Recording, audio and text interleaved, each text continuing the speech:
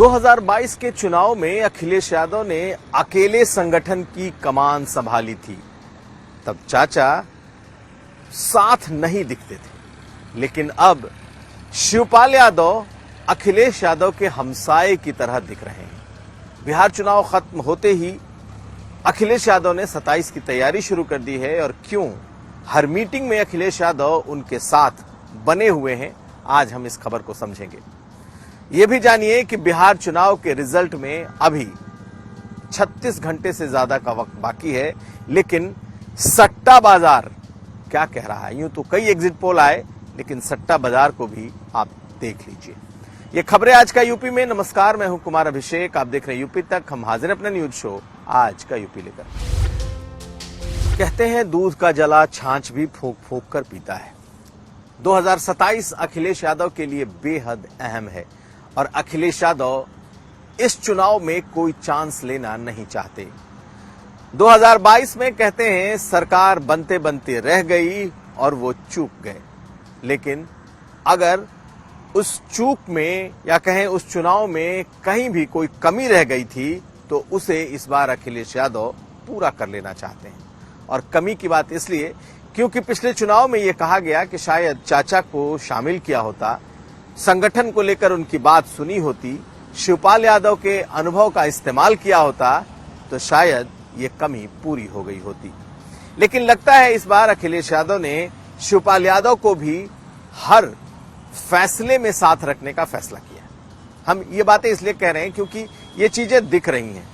हालांकि इस वक्त जो संगठन की मीटिंग हो रही है समाजवादी पार्टी की, दरअसल वो SIR को लेकर के ही है। जो वोट्स हैं, जो नाम है, वो कटने ना पाए, इसीलिए PDA प्रहरी की बात अखिलेश यादव लगातार उठा रहे हैं। लेकिन जितनी मीटिंग इस वक्त हो रही है या होने वाली है, उसमें चाचा यानी कि शिवपाल यादव लगातार अखिलेश यादव के बगल में बैठे दिखाई देते हैं। और बैठते ही नहीं, बल्कि माना यह जा रहा है कि उनकी बात, उनके अनुभव को भी अखिलेश यादव सुन रहे हैं और अमल भी कर रहे हैं।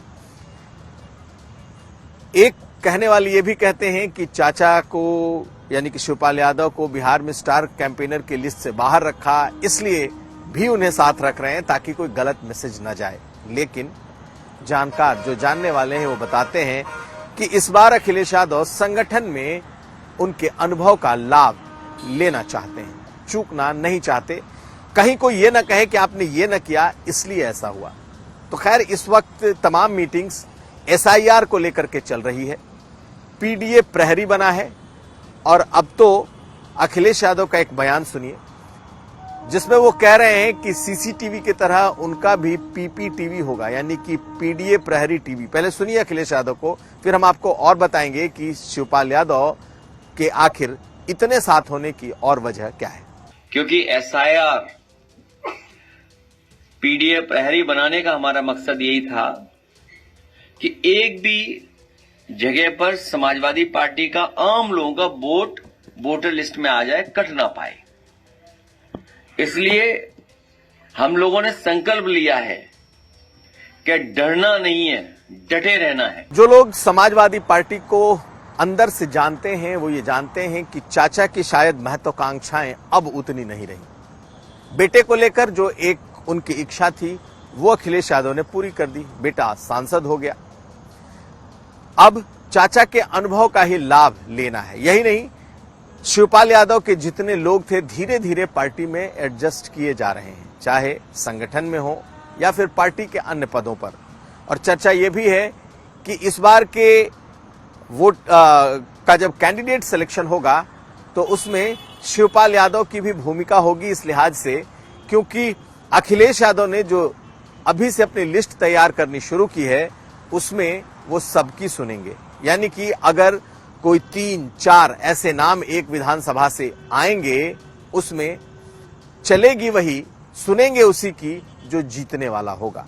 तो ऐसे में माना जा रहा है कि शिवपाल यादव की भूमिका अहम हो सकती है।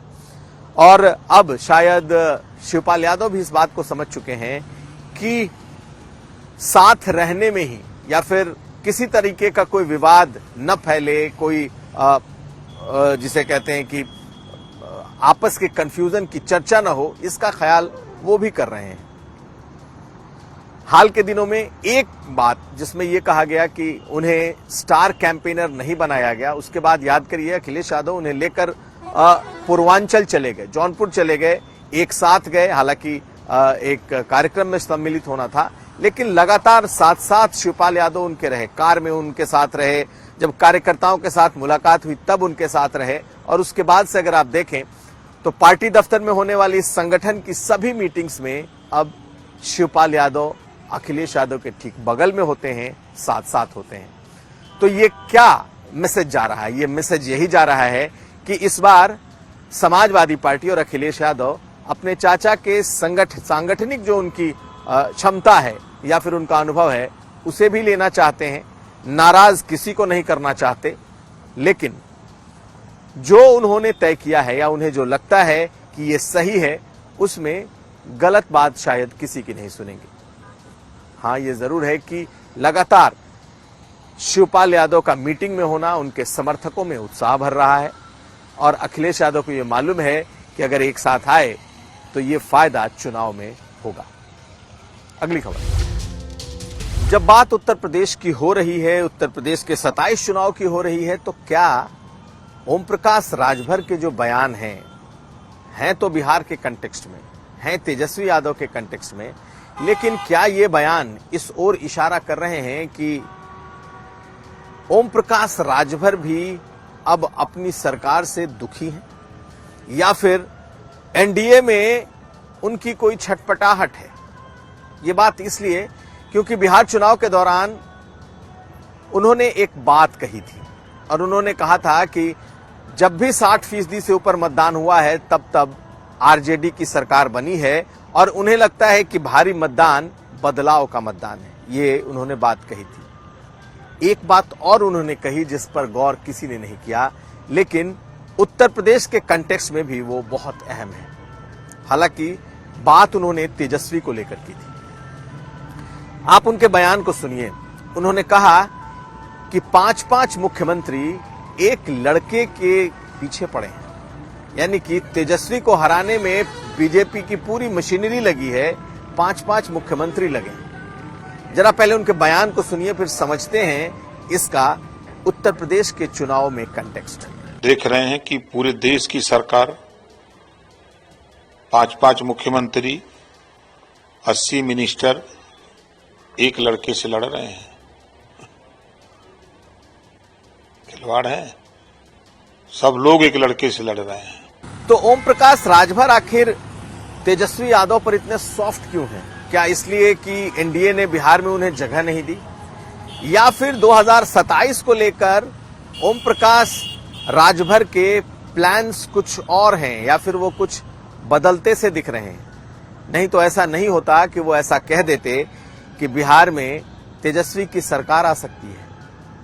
और तेजस्वी यादव को लेकर जिस तरीके के उनके बयान हैं कि एक लड़के के पीछे 5-5 मुख्यमंत्री लगे हैं, ये तो अपने आप में ऐसा बयान है जो ये दिखाता है कि उनकी पूरी सहानुभूति आरजेडी और खासकर तेजस्वी यादव के साथ है। लेकिन ऐसा क्यों है, यही सवाल है। सवाल ये भी है कि इस वक्त आखिर ओम प्रकाश राजभर ने ऐसी बातें क्यों कही हैं? क्या उन्होंने 27 को लेकर यूपी चुनाव को देखते हुए कोई माहौल बनाने की कोशिश की है, या फिर अपने लिए कोई रास्ता ढूंढ रहे हैं? खैर, इस पर अभी शर्तिया तौर पर कुछ भी कहना मुश्किल है, लेकिन उनके बयान इस ओर इशारा कर रहे हैं कि उनकी सहानुभूति कम से कम आरजेडी या फिर जो सोशलिस्ट पार्टियां हैं उसकी तरफ दिखाई दे रही है।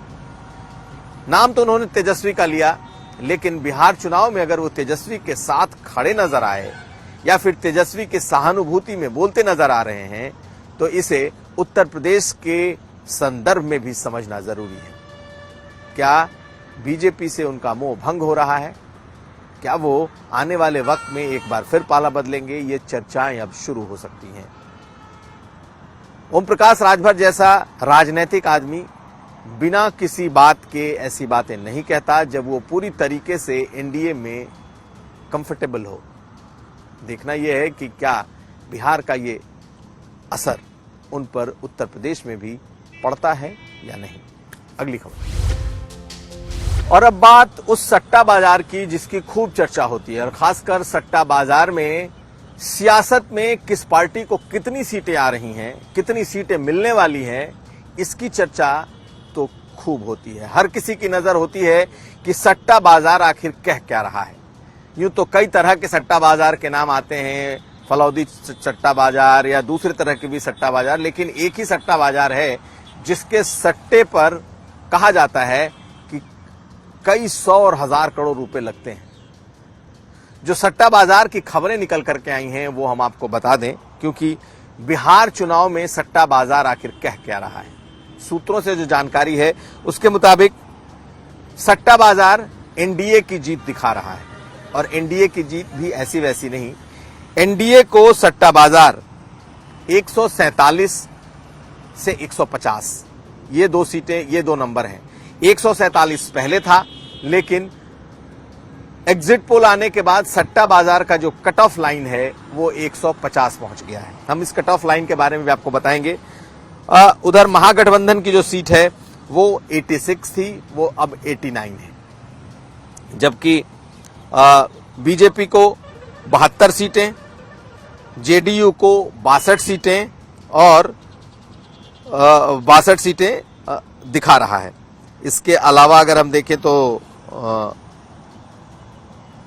सट्टा बाजार में चूंकि ये जो कट ऑफ लाइन जो मैं कह रहा हूं, दरअसल इसमें सट्टा लगाते हैं। कभी कुछ दिन पहले तक, 2 दिन पहले तक 147 का रेट था सट्टा बाजार में, यानी कि 147 सीट से अगर ऊपर आता है तो जो लोग सट्टा लगाएंगे वो जीतेंगे, और अगर 147 से नीचे रहा तो जिन लोगों ने लगाया है वो हार जाएंगे। तो इस एग्जिट पोल के बाद जो सट्टा बाजार का अब सीटों का जो कट ऑफ दिख रहा है वो एनडीए का 150 है, 89 आरजेडी और महागठबंधन का है, 72 बीजेपी का है और 64 जेडीयू का है।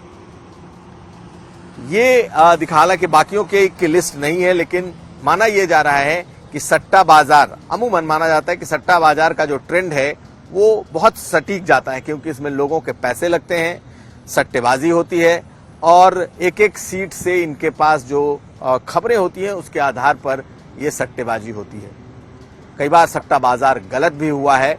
ऐसे में जिसे कहते हैं कि पूरी तरीके से आंख बंद करके विश्वास न तो एग्जिट पोल पर और ना ही सट्टा बाजार पर, लेकिन जिस तरीके से एग्जिट पोल के आंकड़े आए हैं और लैंडस्लाइड विक्ट्री की ओर दिखा रहा है, कुछ वैसा ही सट्टा बाजार भी इशारा कर रहा है। तो यह था आज का यूपी। हम कल फिर हाजिर होंगे। आप हमें दीजिए इजाजत। देखते रहिए यूपी तक।